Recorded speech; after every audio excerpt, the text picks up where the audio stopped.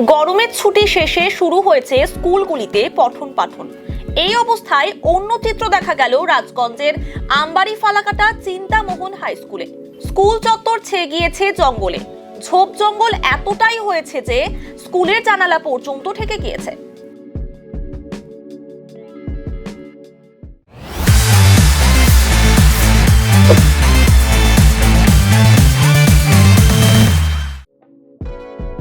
গত 10 জুন থেকে খুলে গিয়েছে স্কুল। অন্যান্য স্কুলের পাশাপাশি রাজগঞ্জের আমবাড়ি ফালাকাটা চিন্তামোহন হাই স্কুলেও শুরু হয়েছে পঠন পাঠন। ছাত্রছাত্রীরা স্কুলে আসলেও চিন্তা বাড়াচ্ছে অভিভাবকদের। স্কুল চত্বর ছেয়ে গিয়েছে জঙ্গলে, অপরিষ্কার রয়েছে নিকাশি নালা। স্বাভাবিকভাবেই মশাবাহিত রোগ এবং পোকামাকড়ের আতঙ্ক ঘিরে ধরেছে পড়ুয়া সহ অভিভাবকদের। এদিকে বর্ষাকাল কার্যত শুরু হয়ে গিয়েছে। এই সময় ডেঙ্গু ও ম্যালেরিয়ার উপদ্রব বাড়ে। তাই অভিভাবকরা চাইছেন অবিলম্বে ঝোপ জঙ্গল কেটে নিকাশি নালা পরিষ্কার করা হোক। সত্যি খুব খারাপ অবস্থা।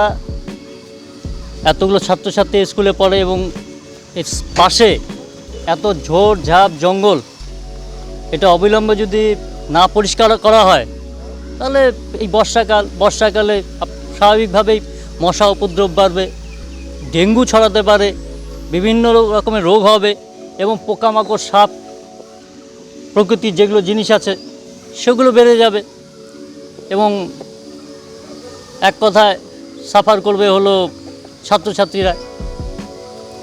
এবং অভিভাবক হিসাবে আমরা এই ব্যাপারটা নিয়ে খুব চিন্তিত। না, চাইছি দেখুন, এটা বর্ষাকালে এমনি সময় তো কম থাকে, কিন্তু বর্ষাকালে অতিরিক্ত হয়ে যায় এবং অতিরিক্ত বলতে মানে তাকানো যায় না, এতটা জঙ্গল থাকে। তা আমরা চাইছি যে অবিলম্বে স্কুল কর্তৃপক্ষ এই জঙ্গলটা পরিষ্কার করুক, পরিষ্কার করে যাতে স্কুলটা সুন্দর দেখা যায় এবং দৃষ্টিনন্দন হয়, সেটাই আমরা চাইছি। হ্যাঁ, ড্রেনের অবস্থা বেহাল, হয়তো পঞ্চায়েত সেটা দেখছেন, হয়তো অবিলম্বে সেটা পরিষ্কার করা হবে, ড্রেন পরিষ্কার করা হবে এবং সেটা সুন্দর একটা ব্যবস্থা করবেন তিনি। এই বিষয়ে ভারপ্রাপ্ত প্রধান শিক্ষক প্রশান্ত দাস বলেন, এর আগে কয়েকবার স্কুলের তহবিলের টাকা খরচ করে জঙ্গল পরিষ্কার করা হয়েছে। সবসময় জঙ্গল পরিষ্কার রাখার আর্থিক সামর্থ্য নেই। বিষয়টি স্থানীয় পঞ্চায়েত সদস্যকে একাধিকবার জানিয়েছি।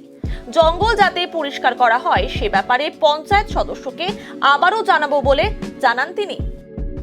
এটা তো নজরে এসেছে এবং আমরা তো মাঝে মধ্যে স্কুলের পক্ষ থেকে প্রথমে পঞ্চায়েতকে অনুরোধ করি যে এইদিকে ড্রেনগুলো যাতে আপনাদের একটু পরিষ্কার সাফসুতরো করে দেন, যাতে এখানকার বিশেষ করে ছাত্রছাত্রীদের কোনো অসুবিধার সমস্যা না হয়। আর আমরা স্কুলের যে আমাদের যে ডেভেলপমেন্ট ফান্ড আছে সেটা আমরা ছাত্রছাত্রীদের কাছ থেকে খুব ন্যূনতম টাকা আমাদের নিতে বাধ্য হয়। সেই টাকাতে আমরা বারবার করাতে পারি না, কিন্তু আমরা বেশ কয়েকবার করিয়েছি, নিজের টাকা খরচ করে এটা করেছি।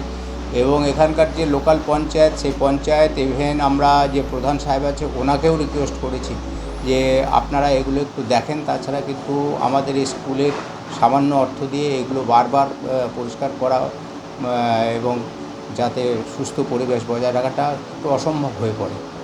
একদম পোকামাকড় থেকে শুরু করে মানে সব কিছুরই একটা ছাত্রছাত্রীদের সমস্ত রকমের নিরাপত্তা একটা অভাব আছে।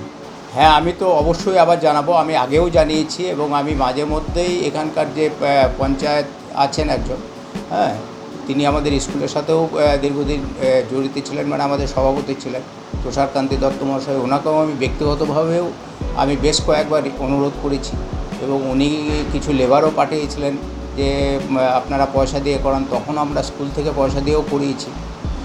কিন্তু আবার দরকার হলে আমি আবার আজকালের মধ্যেই আবার জানাচ্ছি, কারণ এটা খুবই একটা উদ্বেগের বিষয়।